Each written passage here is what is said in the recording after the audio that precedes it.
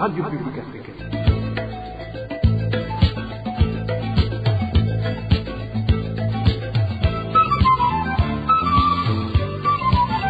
Radio Publique Africaine.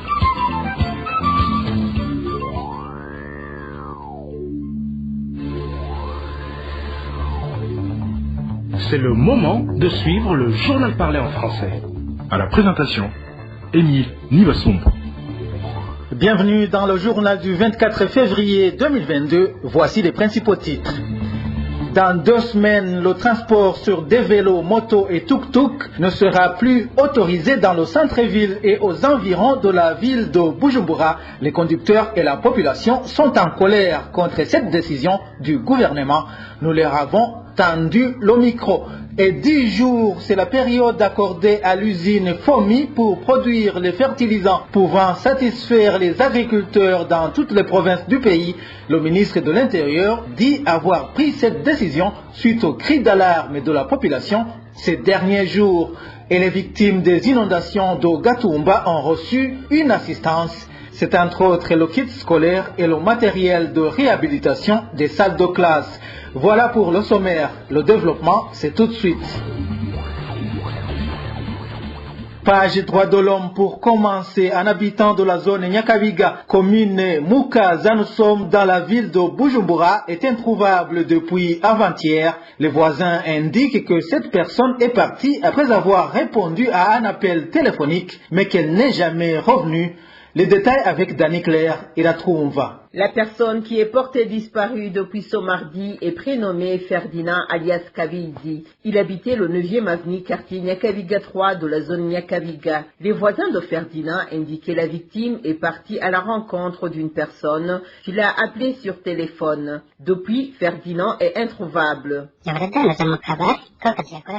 Il travaillait dans le cabaret se trouvant ici à Nyakabiga. Il est natif de la colline Mugongo en commune Mugongo-Mang. Il est marié et sa famille se trouve dans sa zone natale. C'était entre midi et 13h lorsqu'il a reçu un appel. La personne, lui, qui l'appelait, lui demandait de venir à sa rencontre au poste se trouvant sur boulevard 28 novembre. Ferdinand n'est pas revenu depuis. Ceux qui l'ont arrêté sont jusqu'à présent inconnus. Notre source dans la zone Nyakabiga fait savoir qu'après son arrestation, Ferdinand a appelé les amis pour leur faire part de son arrestation. Après son arrestation, il a téléphoné l'un des voisins pour lui informer de son arrestation. Il disait qu'on l'a mené au cachot de la zone Girosha à Bujumbura. Il a également appelé son patron pour lui dire qu'il est détenu au cachot de la zone Girosha. Le patron s'est rendu à Girosha pour s'enquérir de la situation, mais il ne l'a pas vu. Les voisins et le patron de Ferdinand alias Kabildi demandent la contribution de toute personne qui le pourrait pour qu'il soit retrouvé. Ils craignent pour sa sécurité. La rédaction de la RPA n'a pas pu joindre Renova Sindaihebura, administrateur de la commune Mukaza. Je vous le disais dans les titres, depuis le 11 mars prochain, tous les conducteurs de vélos, motos et tricycles ne se rendront plus au centre-ville de Bujumbura ainsi que dans certaines zones de la capitale économique. Lieutenant-colonel Athanase Bukeneza, chef du service de prévention au sein de la police de roulage, a précisé l'espace concerné par la mesure. C'était lors de la réunion organisée par le ministre de l'Intérieur, de la Sécurité publique et du Développement communautaire, Gervais Ndirakobucha, à l'endroit de la police de roulage et des autorités administratives à mairie de Bujumbura. Suivez lieutenant-colonel Athanase Bukeneza. Secteur Sud, kuva ku kiraro cya Kanyosha kuduga n'uruzi Kanyosha gushika ku kiraro cy'ibarabara rya 12 ryo ku Musaga ugaca uduga kuri L7 ahantu benshi bakunda kwita kuri Bonesha ibintu bitatu navuze Dans le secteur sud, c'est à partir du port Kanyosha jusqu'au port de la 2e avenue de Musaga et de la route nationale numéro 7 à l'endroit communément appelé Kuribonesha. Cette mesure touche toute la zone de Musaga ainsi que le quartier de Gasekebouye où aucun vélo, moto ou tricycle ne pourra pas y circuler. Dans le secteur centre, en commune Mukaza, dorénavant, ces conducteurs concernés par cette mesure ne vont plus dépasser lycée, le campus Kiriri, Sororezo et Mugoboka. Et en fait, pour le secteur nord, c'est au niveau du château d'eau que commence cette délimitation, puis la zone Gihosha, le marché de Gasenyi, la rivière Gasenyi, sans oublier la gare du Nord, le lycée Saint-Gabriel, le bar chez commune au quartier Neuf jusqu'au rond-point Chanike, au niveau de la 15e transversale Marambia et au niveau de la rivière Motimbozi vers Gatumba.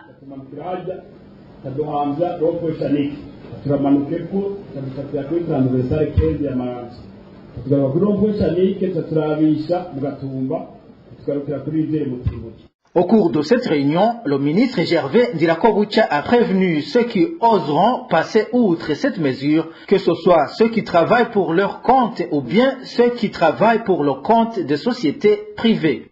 zone rero mwayibonye uko imeze abajejwe intwaro n'abajejwe igipolisi nyene uherejo muca mutangira gusigurira abo bantu. Vous venez de voir comment cette zone est délimitée. Les autorités administratives et policières vont alors commencer dès demain à expliquer aux propriétaires de ces engins.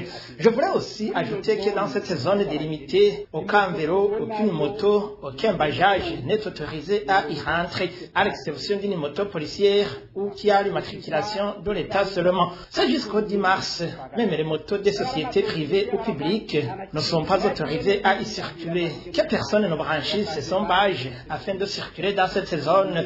C'est une mesure technique qui vient assurer la sécurité et le bon fonctionnement routier dans la ville de Bujumbura, sera prochainement bien accueilli par la population. Je voulais même vous dire qu'aucun policier ne sera placé dans cette zone, mais gare à celui qui sera pris en train de violer cette mesure.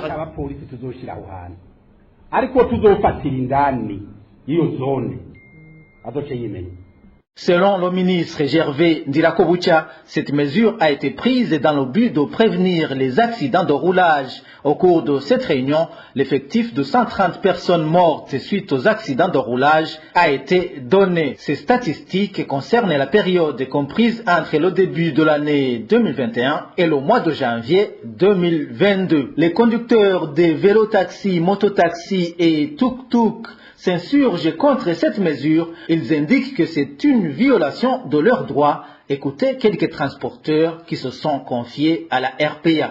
nibara none nk'ubu uye twebwe twari dutunze no gutwara abantu bazazi nk'ubu twakora yego twareka kwinjira muri byere hagati twinjira za Bwiza za Nyakabiga za Jabe tukinjirayo canke tugafata na 28 novembre tukagenda. C'est un scandale. Nous vivions du transport des passagers. Nous entrions à Bwiza, Nyakabiga, Jabe ou au boulevard du 28 novembre jusqu'à la cathédrale. Nous entrions à Kibenga, Kinindo et Musaga. Comment allons-nous vivre?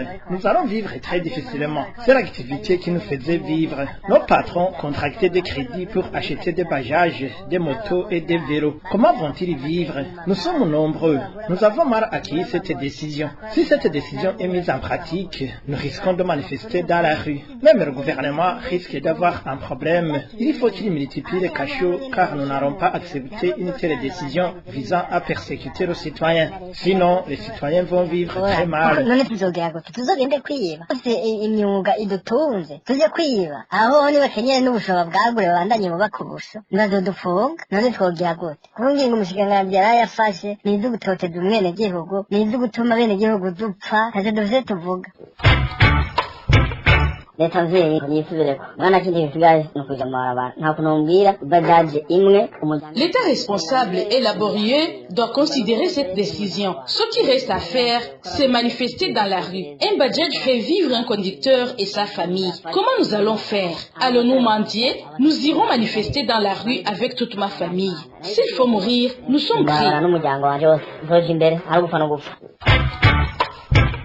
Zirya ngingo zaraye zifashwe ingingo zo gukandamiza umunyagihugu muto nta kundi twabivuga kuko izo kinga izo moto. Les décisions prises sont d'ordre de persécuter des habitants aux moyens limités. Les vélos, les motos étaient des moyens intermédiaires de transport pour déplacer les citoyens ordinaires. Nous allons avoir des problèmes. Les vélos et les motos facilitent la vie pour arriver à destination, tandis que le bus arrive rarement à destination du client. Par ailleurs, ils pratiquent des prix abordables par rapport au taxi. Le citoyen lambda est désormais victime. Nous demandons à l'État responsable et laborieux de reconsidérer cette mesure pour le bien de la population.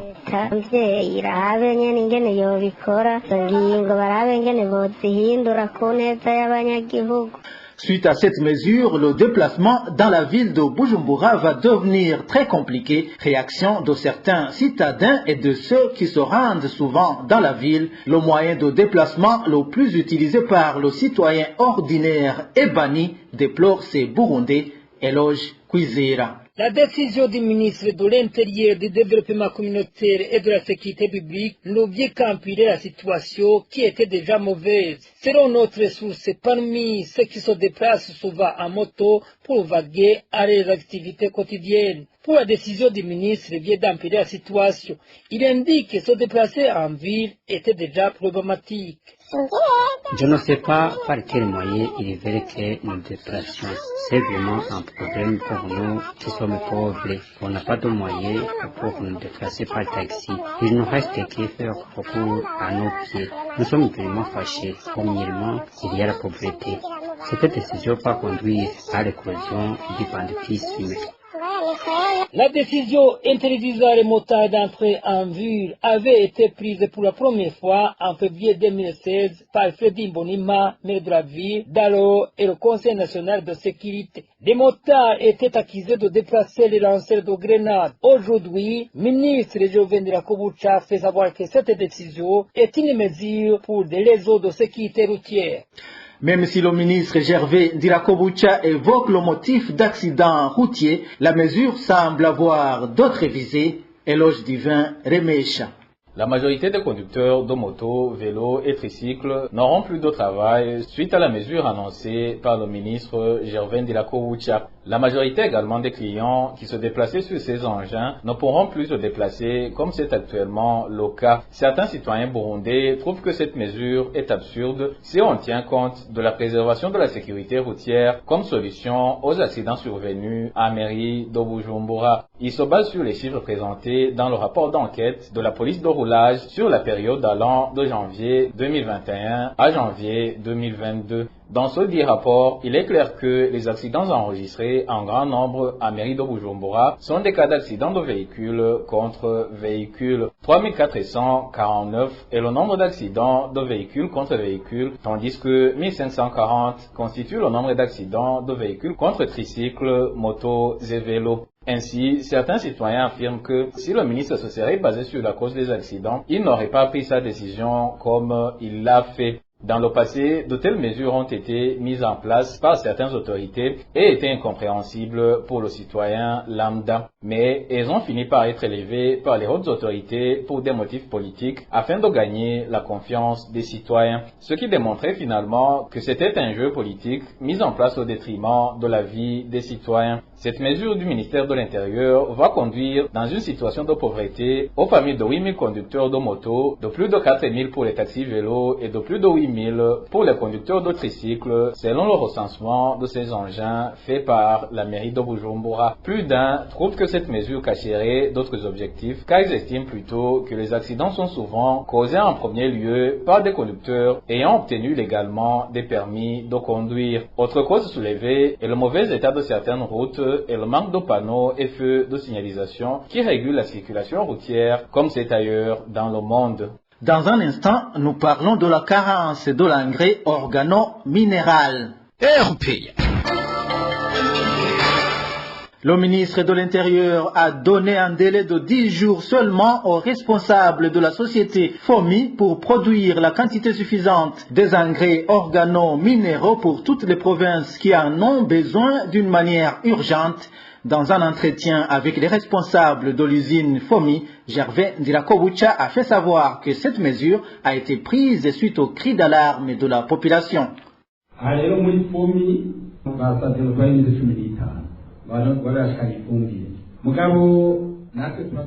FOMI nous a demandé un délai de 15 jours pour que l'engrais soit disponible, mais de notre part, nous avons un appel vibrant de la population qui explique qu'elle est en retard pour les activités champêtres. C'est pour cela que nous lui donnons une période de 10 jours. Dans 10 jours, l'engrais chimique doit être disponible puisque les riziculteurs disent qu'il y a un délai qu'on ne peut pas dépasser pour utiliser cet engrais chimique. Ils seront priorisés, de même que ceux qui sont en train de cultiver des haricots. Ça serait très dommage de voir combien les agriculteurs travaillent dur et lorsqu'ils nous demandent des semences et engrais chimiques, nous leur répondons qu'il n'y en a pas. Ça serait une mauvaise organisation. Comme les responsables de FOMI l'ont dit, les besoins augmentent chaque année.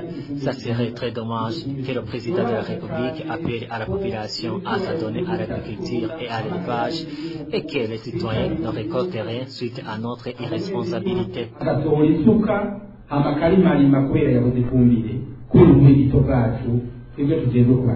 Page éducation à présent. Seulement un enfant sur 10 bénéficie d'une éducation complète dans la catégorie des déplacés burundais au moment où presque 70% n'ont pas accès à l'éducation. C'est en substance les résultats des recherches de Save the Children publiées lundi. Selon cette organisation, ces enfants risquent d'être victimes d'abus et de mariages précoces. Eric Nyonzima. Les enquêtes de Save the Children sur la scolarisation des enfants déplacés et rapatriés au Burundi en novembre dernier dans les provinces de Kirundo, Ruyigi et Cankuzo indiquent que 10% d'entre eux sont parvenus à s'inscrire à l'école. Ce rapport de ce 21 février signale également que 23% des enfants de cette catégorie de Burundais ne reçoivent qu'une éducation partielle et que 67% ne sont pas scolarisés. De plus, cette organisation indique que les principaux obstacles à la scolarisation sont les difficultés à se faire enregistrer et le manque de documents d'identité, plus particulièrement après le retour au pays. En outre, Save the Children montre que le manque de ressources dans les centres de transit a empêché les familles de rapatrier d'enregistrer les retours au Burundi et ont donc eu du mal à accéder aux services gouvernementaux comme l'éducation.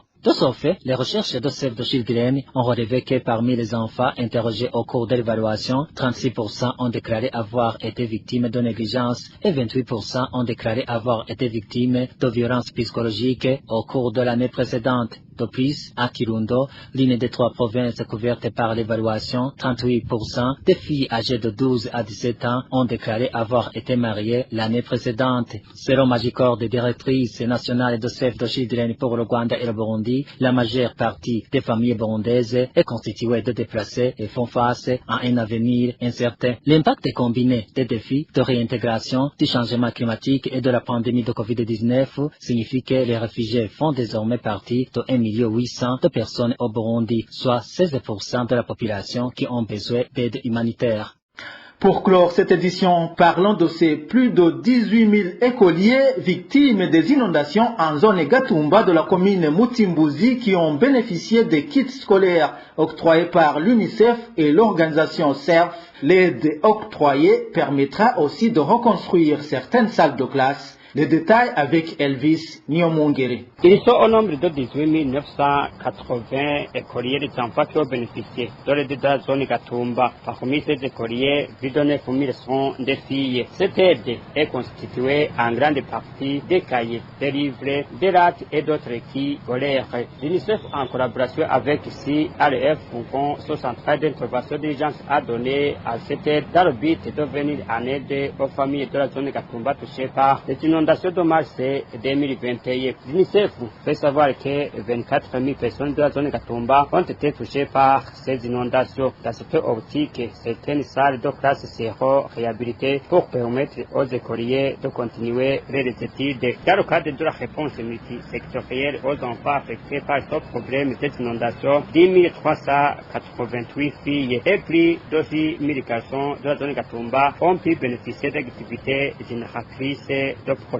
Pour rappel, depuis quelques jours, les eaux de la rivière Rusizi ont débordé, faisant craindre de nouvelles inondations. Voilà, c'est par ici que nous mettons un point final au journal du 24 février 2020.